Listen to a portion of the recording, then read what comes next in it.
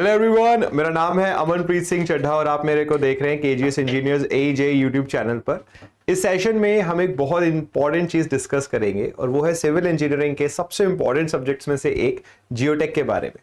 इस सब्जेक्ट की इंपॉर्टेंस क्या है आरआरबी जेई एग्जाम या किसी भी जेई एग्जाम में, इस सब्जेक्ट का सिलेबस क्या है और कैसे वो सिलेबस कवर करना चाहिए आपको, यही आज के इस सेशन का मेन एजेंडा रहेगा। तो सेशन को स्टार्ट करते हैं। उससे पहले एक ब्रीफ इंट्रोडक्शन में बताना चाहता हूं अपने बारे में। बच्चों, मुझे 12 साल से ज्यादा टाइम हो गया है गेट, ईएससी, एई, जेई एस्पिरेंट्स को पढ़ाते हुए। 3 लाख से ज्यादा बच्चों को ऑनलाइन और ऑफलाइन में मैंने पढ़ाया है और जो चीजें मैं आपके साथ डिस्कस कर रहा हूं ये मैंने पहले भी डिस्कस करी हैं। बच्चों ने इन्हें सीखा, समझा और बहुत अच्छे रिजल्ट्स आए हैं। तो अगर आप भी जो मैं आपको बताऊंगा उसको सुनेंगे, अप्लाई करेंगे तो डेफिनेटली आपको भी अच्छे रिजल्ट्स देखने को मिलेंगे। ठीक है। जियोटेक्निकल इंजीनियरिंग की बात करूं तो मेरा फेवरेट सब्जेक्ट में ये आता है, इस पर मेरी बुक भी है। तो आई होप आपको मैं ज्यादा से ज्यादा इस सब्जेक्ट से फैमिलियर करा पाऊंगा इस सेशन में और आप बहुत कुछ समझ पाएंगे इस सब्जेक्ट को लेकर। देखिए बच्चे, जब भी एक सब्जेक्ट आप पढ़ना शुरू करें तो आपको सब्जेक्ट की 2 तरीके से इंपॉर्टेंस हमेशा पता होनी चाहिए। पहली एकेडमिक इंपॉर्टेंस और दूसरी प्रैक्टिकल इंपॉर्टेंस। कोई भी सब्जेक्ट है सिविल इंजीनियरिंग का, इनको इन 2 पैरामीटर पर आप जज करिए। अगर हम बात करें जियोटेक्निकल इंजीनियरिंग की तो सबसे पहले बच्चों जो इसकी एकेडमिक इंपॉर्टेंस है बहुत ज्यादा है। एकेडमिक इंपॉर्टेंस ज्यादा होने का मतलब अगर हम आरआरबी जेई की बात करें तो 10 से 12% जो टेक्निकल का है वो इस सब्जेक्ट से आता है। और बात सिर्फ आरआरबी जेई एग्जाम तक सीमित नहीं है, आप किसी भी जेई एग्जाम को ले लो, एई एग्जाम को कंसीडर कर लो, ये सबसे ज्यादा वेटेज वाले सब्जेक्ट्स में होता है। तो आप इस सब्जेक्ट को पढ़े बिना कॉम्पिटिटिव एग्जाम क्लियर नहीं कर पाएंगे, इस बात को समझ लीजिए। इसका एक बड़ा सिंपल सा एग्जांपल मैं ये भी देता हूं कि अगर आपको सेंटर में गवर्नमेंट बनानी है तो आपको उत्तर प्रदेश में अच्छा करना ही होगा, क्योंकि मैक्सिमम लोकसभा सीट उत्तर प्रदेश में। बिल्कुल सेम चीज यहां पर कि अगर आपको सिविल इंजीनियरिंग के किसी भी एग्जाम को आपने क्लियर करना है तो आपको जियोटेक्निकल इंजीनियरिंग को पढ़ना ही पड़ेगा। अब दूसरी बात आती है इसकी प्रैक्टिकल इंपॉर्टेंस। देखिए, जियोटेक्निकल इंजीनियरिंग में हम सॉइल की इंजीनियरिंग प्रॉपर्टीज के बारे में पढ़ते हैं। अब आप कोई भी कंस्ट्रक्शन सोचिए, building, highways, runways, Airways, canal, कुछ भी आप सोचिए, उसमें कहीं ना कहीं सॉइल इन्वॉल्व है। तो प्यारे बच्चों, सिविल इंजीनियरिंग की अगर हम बात करें तो entire civil engineering depends on soil. तो जितने बेहतर तरीके से आपको सॉइल के बारे में पता होगा उतने ही बेहतर तरीके से आप कंस्ट्रक्शन को कर पाओगे।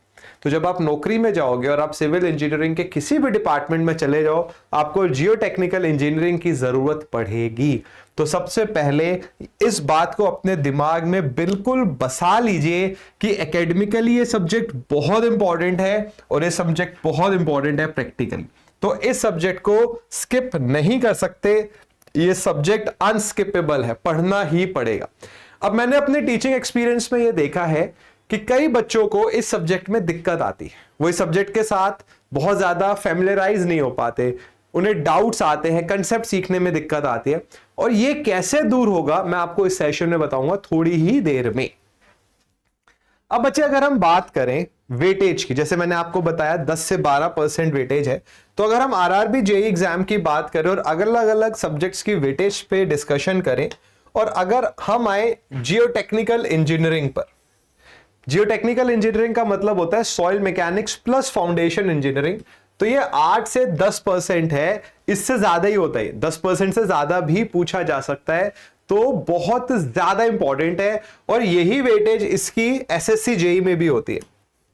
तो आप कोई भी और जेई एग्जाम निकाल लो, एसएससी जेई ले लो, चाहे आप कोई नेशनल लेवल का जेई एग्जाम ले लो, यूपी ट्रिपल एससी का जेई ले लो, कोई भी जेई या एई एग्जाम आप ले लो, हाईएस्ट वेटेज सब्जेक्ट्स में आता है। गेट में हाईएस्ट वेटेज सब्जेक्ट्स में आता है, इंजीनियरिंग सर्विसेज में हाईएस्ट वेटेज सब्जेक्ट में आता है। तो बहुत ही इंपॉर्टेंट सब्जेक्ट है। ठीक है। अब बात यह आती है कि सर इस सब्जेक्ट में क्या है, कितना पढ़ना है। कई बार बच्चों को यह नहीं पता होता है कि पढ़ना कितना है, कितना समय डिवोट करना है। तो प्यारे बच्चे, अगर मैं इस सब्जेक्ट के सिलेबस के बारे में आपसे डिस्कस करूं, देखिए आपको बिल्कुल शुरुआत से सॉइल ओरिजिन से पढ़ना चाहिए। बच्चों की कई बारी टेंडेंसी क्या होती है, वो इंट्रोडक्शन पे ध्यान नहीं देते, उनके दिमाग में होता है सर सीधा कुछ बढ़िया सा पढ़ लेते हैं। सिंपल सा एग्जांपल है, आप जिम में जा रहे हैं और आप बिना स्ट्रेचिंग करे डायरेक्ट डंबल उठा लेंगे तो इंजरी के चांसेस बढ़ जाएंगे। तो बिना बेसिक को पढ़े अगर आप सीधा हाई लेवल पे जाने की कोशिश करेंगे तो चांसेस है आपको समझ नहीं आएगा और ये आपके कॉन्फिडेंस को बहुत बुरी तरीके से हर्ट कर सकता है। तो सबसे पहले सॉइल के ओरिजिन के बारे में पढ़िए, सॉइल बना कैसे, रॉक्स क्या होती है, रॉक सॉइल से कैसे डिफरेंट होती हैं, सॉइल का क्लासिफिकेशन साइज के बेसिस पर या किसी और बेसिस पर कैसे किया जाता है, इन सबको पढ़िए। इसके बाद सबसे इंपॉर्टेंट चीज आती है फेज डायग्राम। एक बारी फेज डायग्राम स्टार्ट हो गया तो प्यारे बच्चों उसके बाद पूरा सब्जेक्ट फेज डायग्राम पे ही चलता है। तो फेज डायग्राम को अच्छे से पढ़िए, समझिए क्या है। सॉइल में तीनों फेज अवेलेबल होते हैं, 2 फेज अवेलेबल होते हैं, ड्राई सॉइल क्या है, सैचुरेटेड सॉइल क्या है, और इसके बेसिस पर फिर हम सॉइल प्रॉपर्टीज को पढ़ते हैं। सॉइल प्रॉपर्टीज में void ratio, water content, porosity, unit weight, इनके आपस में रिलेशंस, रिलेटिव डेंसिटी का टेबल, न्यूमेरिकल्स, क्वेश्चन, सब कुछ पढ़ना होगा। वंस यू कवर दिस, जब आपने ये सब पढ़ लिया तो उसके बाद एक न्यूमेरिकल सेशन होना चाहिए। इनफैक्ट जब मैं इस सब्जेक्ट को पढ़ाता हूं, ठीक है, तो इसी तरीके से इसी ऑर्डर में पढ़ाता हूं मैं कि 6 लेक्चर या यहां पर 5 लेक्चर के बाद एक फुल ऑन क्वेश्चन सेशन होगा। इस क्वेश्चन सेशन में हम क्वेश्चंस करेंगे इंजीनियरिंग सर्विसेज के, एई एग्जाम्स के, गेट एग्जाम के। अभी आपको लग रहा होगा कि नहीं सर ऐसा नहीं है, आप ऐप को डाउनलोड करिए केजीएस की, उसमें फाउंडेशन बैचेस में जाइए, डेमो वीडियोस में अगर आप देखेंगे तो आपको दिखेगा कि जो मैं बोल रहा हूं कि इंजीनियरिंग सर्विसेज के क्वेश्चन कराता हूं मैं, तो कराता हूं। तो ऐसा नहीं है कि अगर हम जेई एग्जाम की तैयारी करें तो सिर्फ जेई एग्जाम के ही क्वेश्चन कर रहे हैं, हमें लेवल 1 ऊपर रखना पड़ेगा। तो बच्चे हम इन टॉपिक्स में भी इंडिविजुअल में भी क्वेश्चंस करेंगे, बट यहां पर तो हम फुल ऑन तरीके से क्वेश्चन करेंगे, तो पूरा सेशन ही क्वेश्चंस का होगा। अब इसके बाद क्या आया, फिर हमने कंसिस्टेंसी लिमिट्स पढ़ा, कंसिस्टेंसी इंडेक्स पढ़ा, ग्रेडेशन कर्व पढ़ा। ग्रेडेशन कर्व में coefficient of uniformity, coefficient of curvature, well graded soil, poorly graded soil, gap graded soil, ये सब आ जाता है। Consistency index IC + IL = 1, consistency limits, liquid limit, shrinkage limit, plastic limit, इन सब पर आता है। और आपको एक बात मैं एकदम क्लियर कर देता हूं, जियोटेक का जो भी टॉपिक आपके सिलेबस में मेंशन्ड है उससे क्वेश्चन आता है। ऐसा है ही नहीं कि कोई टॉपिक मेंशन्ड है और उससे क्वेश्चन ना होता। तो एंटायर जियोटेक इज इंपॉर्टेंट। आप ऐसा सोच ही नहीं सकते कि शुरुआत के टॉपिक्स पढ़ लेता हूं, बात का वीक भी रह गए तो कोई दिक्कत नहीं है। आपको सारे टॉपिक्स पढ़ने, क्योंकि सबसे क्वेश्चन आते हैं, इनसे बहुत ज्यादा क्वेश्चन आते हैं। तो बच्चे फिर से एक क्वेश्चन का सेशन रखेंगे जहां से क्वेश्चन पढ़ेंगे। तो लेट से अगर आप जुड़ते हो, अगर आप बैच एनरोल करते हो, तो बिल्कुल इसी तरीके से इसी ऑर्डर में जियोटेक आपको पढ़ने को मिलेगा। उसके बाद बच्चे क्लासिफिकेशन ऑफ सॉइल, जहां पे आप प्लास्टिसिटी चार्ट के बारे में पढ़ते हो, क्ले मिनरोलॉजी, जहां पर आप मॉन्ट मोरेलोनाइट, कैलोनाइट, इनके बारे में पढ़ते हो, सॉइल स्ट्रक्चर, जहां पे आप फ्लॉक्यूलेटेड डिस्पर्स्ड सॉइल स्ट्रक्चर के बारे में पढ़ते हो। फिर आता है permeability of soils. Permeability of soil, soil में वाटर की एबिलिटी के बारे में आप पढ़ते हो।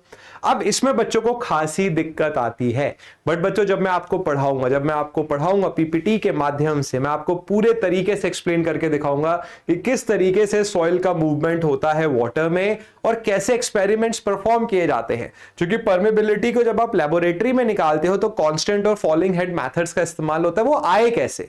तो हमारा जो फोकस होगा वो सिर्फ फॉर्मूला रटना नहीं होगा, we will derive the formulas. हम फॉर्मूले डिराइव करेंगे, हम फॉर्मूले समझेंगे, हम न्यूमेरिकल करेंगे और न्यूमेरिकल में टॉप लेवल पर जाएंगे। और मैं आपको इस चीज का एकदम 100% जिम्मेदारी के साथ भरोसा दिलाता हूं कि जियोटेक आप अपनी सीवी में लिखेंगे एरिया ऑफ इंटरेस्ट में, इतने अच्छे से आपको सब्जेक्ट समझ में आएगा। अब देखिए, जैसे हमने एक सफिशिएंट टॉपिक्स पढ़ लिया, फिर से एक क्वेश्चन का सेशन रखेंगे। अगेन ये इंपॉर्टेंट टॉपिक्स है, परमेबिलिटी ऑफ सॉइल से बहुत न्यूमेरिकल आते हैं, तो एक कंप्लीट डेडिकेटेड सेशन होगा न्यूमेरिकल्स का। उसके बाद बच्चों effective set, seepage analysis, vertical stress distribution. अभी आपने देखा होगा इसी चैनल पर यूट्यूब शॉर्ट में मैंने बताया था कि बारिशों के टाइम पर लैंडस्लाइडिंग क्यों बढ़ जाती है। तो हम अपनी पढ़ाई को सिर्फ बुक तक सीमित नहीं रखेंगे कि इफेक्टिव स्ट्रेस आया, फॉर्मूला पढ़ा और आगे बढ़ गए। हम उनके प्रैक्टिकल कंसिडरेशन को समझेंगे, क्योंकि जब तक आप प्रैक्टिकल अप्रोच नहीं रखोगे आपको सब्जेक्ट में इंटरेस्ट ही नहीं आएगा। अगर सब्जेक्ट आप सिर्फ रटने की कोशिश करोगे, आपको सब्जेक्ट बोरिंग लगने लग जाएगा और आप कंटिन्यू नहीं कर पाओगे 2 चैप्टर से ज्यादा। तो हम हर सब्जेक्ट के, हर टॉपिक के प्रैक्टिकल इंपॉर्टेंस के बारे में समझेंगे। और एक चीज पे जरूर ध्यान दीजिए, आफ्टर एवरी 4 और 5 lectures there is a dedicated question session, जहां हम सिर्फ और सिर्फ न्यूमेरिकल्स करेंगे, पीवाईक्यूज करेंगे इंडिया के top level civil engineering exams के। उसके बाद अगर आप देखो तो consolidation of soil, shear strength of soils and stability analysis, ये जो आपके 21 से लेके 25 तक के क्लासेस हैं, ये मैंने अपने ऑब्जर्वेशन में देखा है कि बच्चों को खासा दिक्कत देते हैं। उन्हें कंसोलिडेशन की डेफिनेशन में दिक्कत आती है, और बच्चे, मैं गुब्बारा फुलाकर आपको बताऊंगा कि कंसोलिडेशन है क्या, क्यों पानी बाहर निकलता है सॉइल में से, सिंपल बलून के एक्सपेरिमेंट से मैं आपको सिखाऊंगा। और इतनी कोशिश होगी कि हम लाइव एक्सपेरिमेंट करें, पीपीटी से पढ़ें, न्यूमेरिकल्स करें, कि मैं आपको फिर से बोल रहा हूं जियोटेक आप अपना फेवरेट सब्जेक्ट बना लोगे। इसके बाद क्योंकि इंपॉर्टेंट टॉपिक्स है, again we will have a complete question session. ऐसा नहीं है कि इनमें क्वेश्चंस नहीं करेंगे, इनमें भी क्वेश्चंस करेंगे, बट यहां पर तो पूरा डेडिकेटेड ही तरीके से क्वेश्चंस होंगे। फिर आता है बच्चों अर्थ प्रेशर, बहुत इंपॉर्टेंट है। रिटेनिंग वॉल्स का कंसेप्ट आता है, आरसीसी में भी यूज होता है। एक्टिव प्रेशर, एट रेस्ट, ये सब क्या है, इनमें बहुत अच्छे न्यूमेरिकल्स बनते हैं, क्योंकि इस जो थ्योरी को पढ़ने के बाद हम न्यूमेरिकल करेंगे। और मैं आपको बोल रहा हूं न्यूमेरिकल हम करेंगे तो हम फोकस करेंगे इंजीनियरिंग सर्विसेज एग्जाम पर। कई बच्चों के दिमाग में आता है सर जेई की तैयारी करें तो ईएससी के क्वेश्चन क्यों करें, क्योंकि अगर आप ईएससी के क्वेश्चन कर लेंगे तो जेई के क्वेश्चन को तो आप हंस हंस के सॉल्व करेंगे, क्योंकि हमें सिर्फ मार्जिनली क्लियर नहीं होना, हमें टॉप करना है एग्जाम को। उसके बाद बच्चों फिर आता है फाउंडेशन, तो वो हो गया शैलो फाउंडेशन, फिर डीप फाउंडेशन, उसके बाद फिर एक क्वेश्चन का सेशन, ये फाउंडेशंस में हो गया। ठीक है, कहीं भी मुझे ऐसा लगेगा कि नहीं बच्चों को और समझने की जरूरत है तो definitely I will increase the number of lectures, decrease नहीं होंगे, इंक्रीज भले ही हो जाए। अगर मुझे लगा कि नहीं डीप फाउंडेशन में बच्चों को और जानकारी चाहिए तो definitely I will add up a lecture, so don't worry about that. इसके बाद बच्चों ये जो दो टॉपिक है कंप्लीटली थ्योरेटिकल है, soil exploration, soil stabilization. Soil exploration में क्या आ जाता है, standard penetration test, dynamic cone penetration test. इसके अलावा सॉइल स्टेबलाइजेशन में lime stabilization, mechanical stabilization and so on. इसके बाद एक कंप्लीट क्वेश्चन सेशन होगा जहां पर हम एंटायर जियोटेक के क्वेश्चंस को पढ़ेंगे, सबकी पीडीएफ होंगी।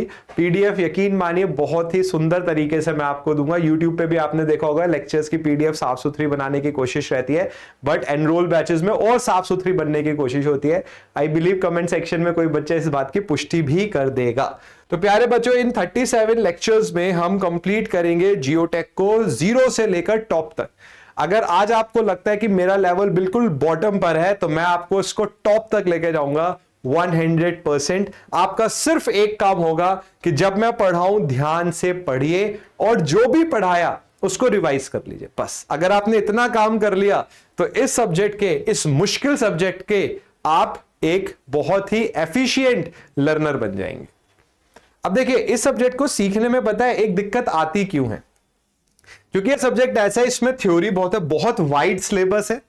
इसमें टेस्ट है जैसे लिक्विड लिमिट का टेस्ट, शेयर स्ट्रेंथ निकालने के टेस्ट, कंसोलिडेशन का टेस्ट, और फिर इसमें न्यूमेरिकल्स है। अब क्या है इसमें तीनों चीजें हैं, तो बच्चे क्या करते हैं जब थ्योरी पर आते हैं तो उन्हें न्यूमेरिकल्स में दिक्कत आती है, न्यूमेरिकल में आते हैं तो टेस्ट में दिक्कत आती है।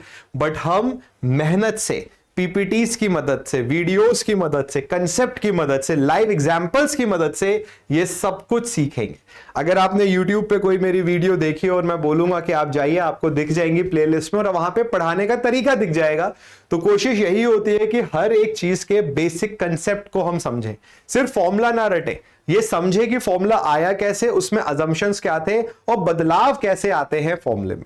तो ये तीन चीजें हैं, ये हमें कवर करनी है। तो अगेन अगर आपको लग रहा है कि सर जियोटेक मुश्किल लग रहा है, समझने में दिक्कत आ रही है, डर लग रहा है, तो जियोटेक बच्चे जल्द ही शुरू होने वाला है हमारे बैच में, तो आप जुड़ सकते हैं। और आपको लगेगा सर अगर जुड़ना है तो how much do I need to pay, दिमाग में आ रहा होगा सर ने इतना बड़ा टेबल ऑफ कंटेंट बता दिया तो पता नहीं कितना पैसा मांग लेंगे। बच्चे द कॉस्ट इज 799। मतलब मुझे जब मैं 799 बोलता हूं ना कॉस्ट, तो मुझे ये बोलना पड़ता है कि वन टाइम पेमेंट है, क्योंकि बच्चों को लगता है कि ये पर मंथ या पर वीक की पेमेंट है। नहीं, 799 रुपीज पे आप पूरी civil engineering plus non tech RRB JE का सीख सकते हैं सिर्फ इतनी प्राइस पे। और मैं आपको बिल्कुल यकीन के साथ बोल सकता हूं, आपको खुद ये लगेगा, क्योंकि मुझे बोलते हैं बच्चे कि सर यकीन नहीं आता है कि इस प्राइस में इतनी हाई क्वालिटी एजुकेशन हमें मिल सकती है। और इसका भी बहुत सिंपल सा रीजन है कि केजीएस का विजन है कि एजुकेशन सबको मिले, जो फाइनेंशियल स्टेटस है वो रीजन ना हो एक बच्चे को एजुकेशन ना मिलने का।